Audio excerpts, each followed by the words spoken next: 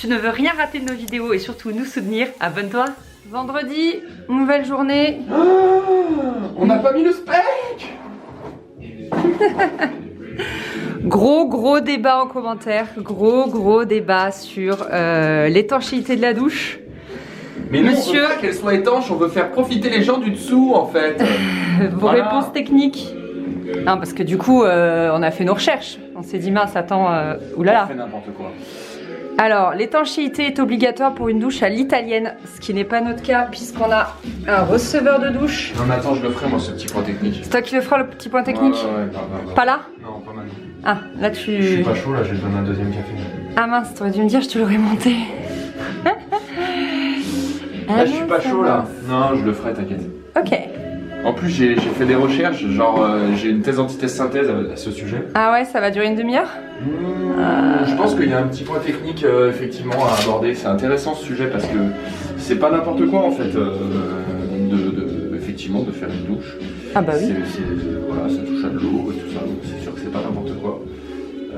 Maintenant faut bien savoir utiliser les termes techniques entre DTU, CSTB, etc. À quoi ça sert en fait tous ces documents, tous ces textes. Et justement, ça va être intéressant de savoir en fait sur quel point on se base pour se dire c'est obligatoire de le mettre en fait. Ouais. Voilà, parce que ce qui est obligatoire pour un n'est peut-être pas forcément si obligatoire pour l'autre. Est-ce que tu pourrais me passer le maillet s'il te plaît? Le maillet. Et qu'il est? Le maillet.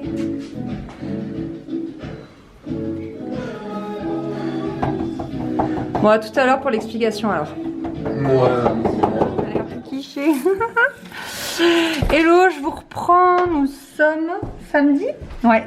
En début d'après-midi et Chris a posé les portes. Regardez, je suis dans la salle de bain. Je sais pas si vous reconnaissez parce que ce matin le peintre est passé. Il a fait pas mal d'enduit donc c'est encore tout blanc. Puis tout est protégé. Enfin voilà, ça ressemble plus trop à rien. Donc c'est des portes toutes simples. Je crois que c'est la référence Lali chez Leroy Merlin que j'avais commandé et ben, la difficulté comme vous voyez c'est la soupente, n'est-ce pas?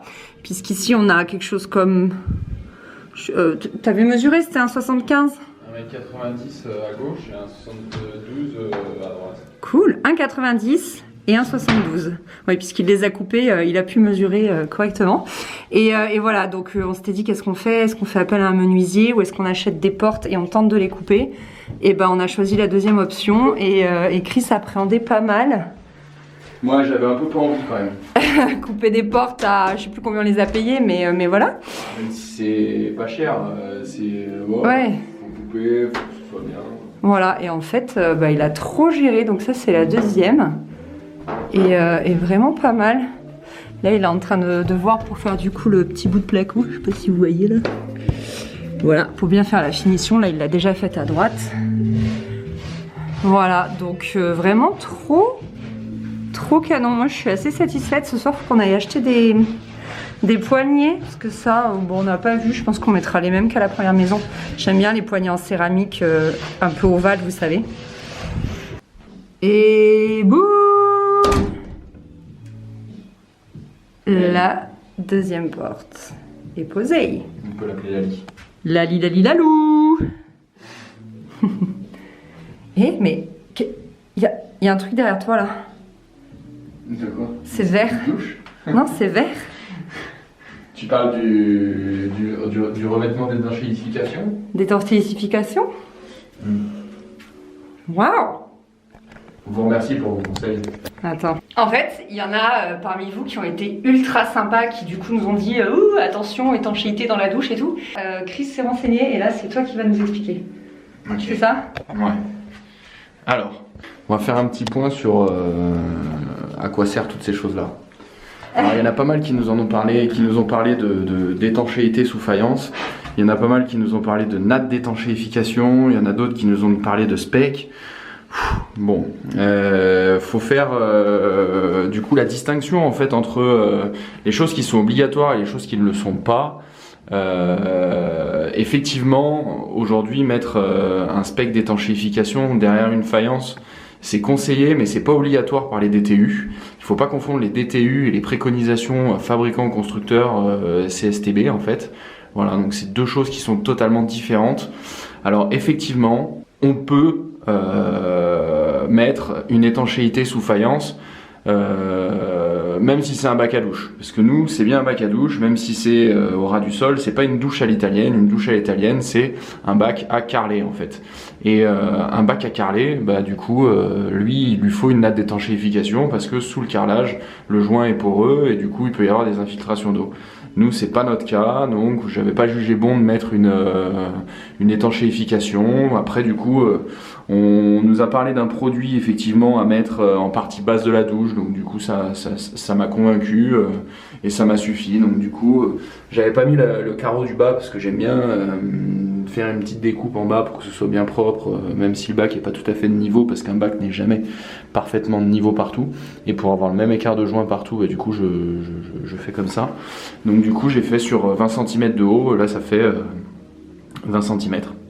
Voilà, sur ces 20 cm, il y a une étanchéité sous carrelage. Voilà. En plus d'un joint silicone que ça je mets systématiquement entre le bac et le placo. Voilà. Et de donc, hydrofuge. On en a profité. On a fait ça aussi dans la niche. Voilà. Donc merci pour vos conseils, merci pour votre remise dans le droit chemin. Hein, mais vous énervez pas trop, ça sert à rien. Voilà. Allez. Bisous. Allez. T'as hâte là de faire la suite? Non. T'as hantise quoi. Courage, dis-toi. Au fait, on a enfin emprunté la carrelette de mes parents parce que ça fait des coupes bien plus nettes qu'à la scie circulaire là-bas.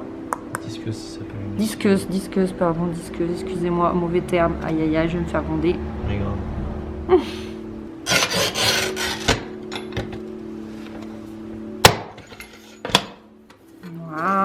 Voilà, des coupes bien nettes.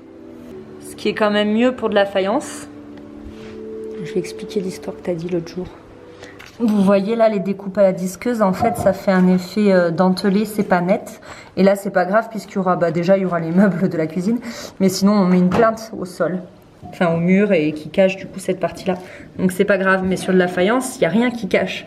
Donc il faut vraiment que les coupes soient nettes et propres, donc c'est mieux à la carrelette. Et surtout ça fait moins de bruit. Du coup t'as pas besoin de tes petites oreilles.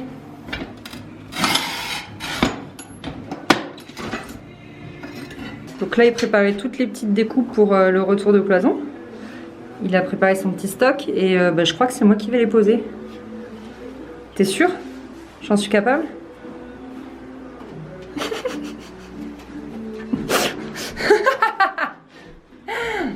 On va prendre ça pour un oui. Regardez les découpes qu'ils doivent faire dans la douche, quoi, à cause des gouttes. Là, il est en train de faire celle-là, vous êtes en train de l'entendre. C'est un truc de fou. Et là, ce sera la même, quoi. Ça va être long, cette histoire. Donc c'est cool. Et du coup, là, ça y est, j'arrive à coller les carreaux. J'ai terminé mon retour de cloison.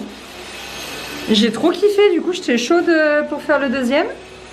Et en fait, on n'a plus de baguettes. On les a pas non plus pour la niche, donc on va s'arrêter là. On pose cette petite pièce là et puis on s'arrête pour aujourd'hui. Tadam! Bon, il est 18 h, on arrête. On a posé 2-3 carreaux de plus parce qu'il nous restait de la colle et qu'il faut toujours terminer sa colle. Donc il nous restera à faire ici et la niche et le dessus. On en a pour une grosse demi-journée encore de travail, sans compter le jointage. Coucou, nous sommes dimanche, le peintre est à l'étage ce matin, il termine la salle de bain, j'ai tellement hâte de voir le résultat. Et en attendant, je voulais vous montrer une pièce, enfin quelque chose qui me rend malade depuis qu'on a emménagé ici, un endroit que je vous ai jamais montré. En fait, c'est une chambre que vous avez vue vide, mais vous ne l'avez pas vue pleine. En fait, c'est beaucoup de bazar à nous et c'est énormément en fait nos lustres, puisqu'on n'a posé aucun lustre dans la maison parce que c'était pour nous une perte de temps vu qu'on savait qu'il allait avoir beaucoup de travaux, etc. et que il y a des choses quand même pour éclairer cette maison, donc on les a laissées en fait. On a touché. Il y a quoi dans cette chambre? Ça c'est la chambre d'Annie. Ah bah vous voyez celui-là. Hop. Voilà, donc du coup on les a laissés, ça servait à rien de faire de la déco. Mais du coup ça prend grave la poussière et à chaque fois que je passe dans cette pièce, enfin franchement ça me fait trop mal au cœur.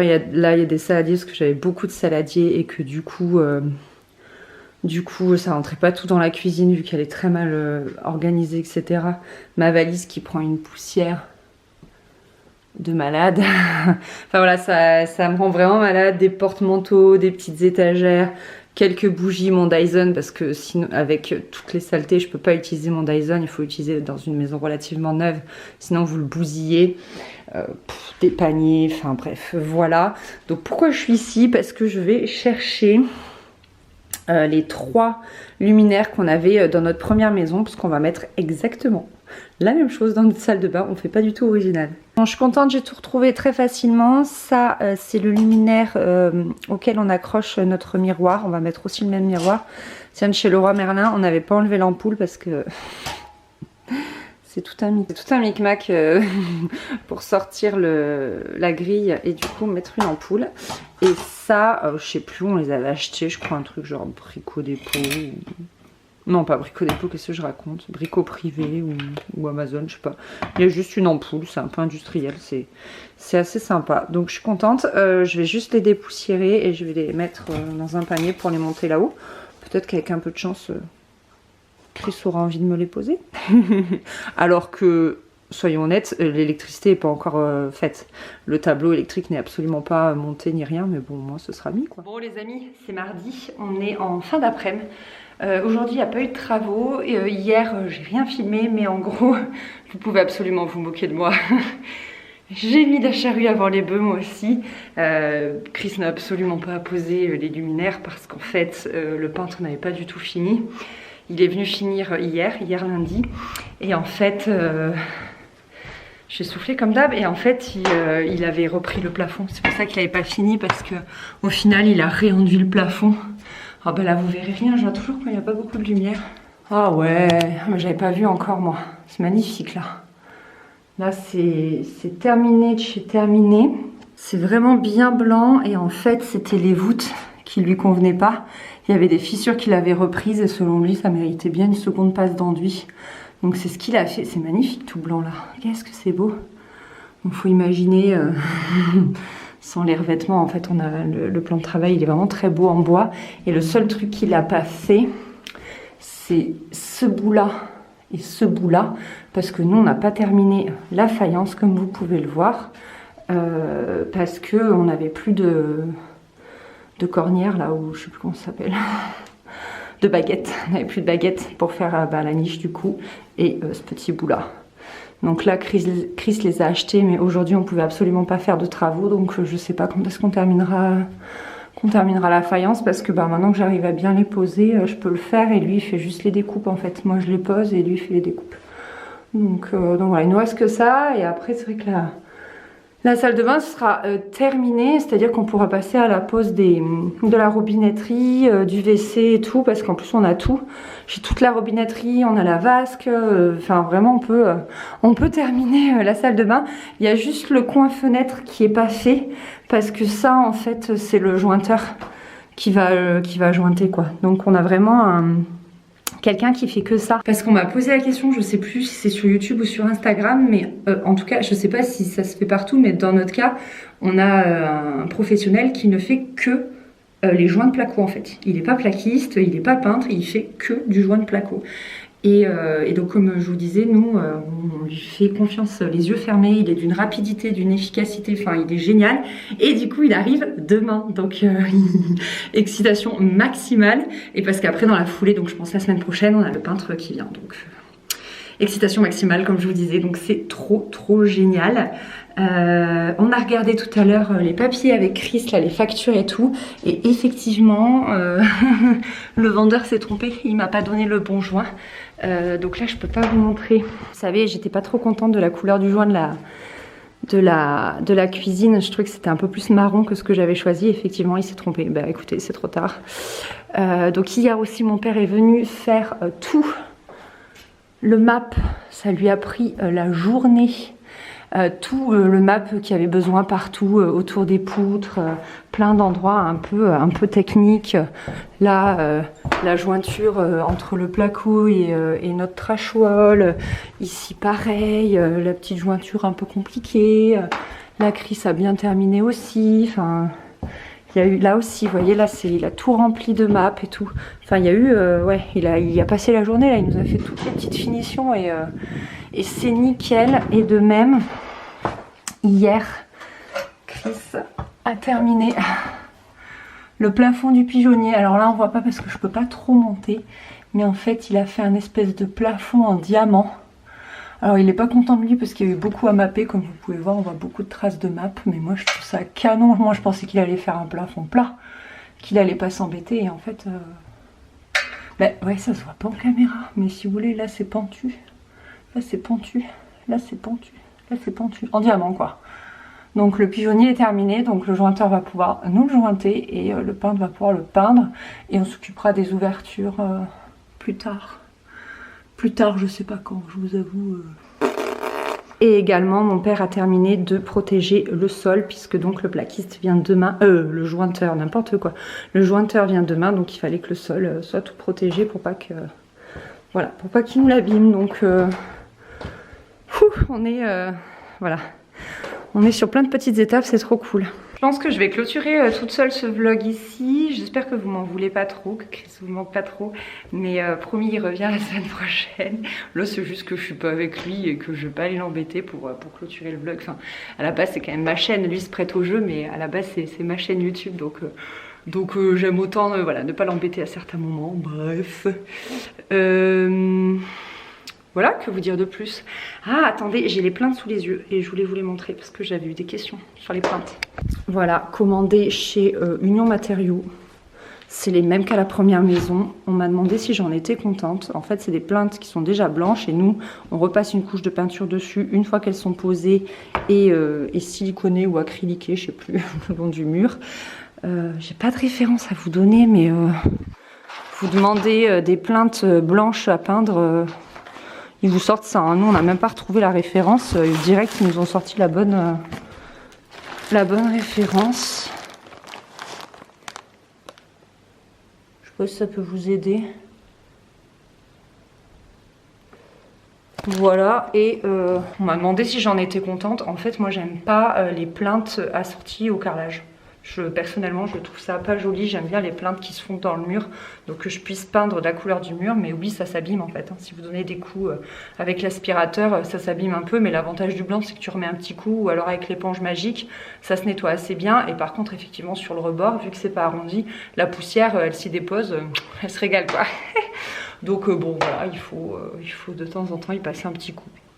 Bon, voilà. Mais pas plus. J'ai pas une grande expérience en plainte. Bref, donc voilà, écoutez, merci beaucoup encore une fois d'avoir regardé ce vlog. Je vous fais des gros bisous et je vous dis à la semaine prochaine. Bye bye.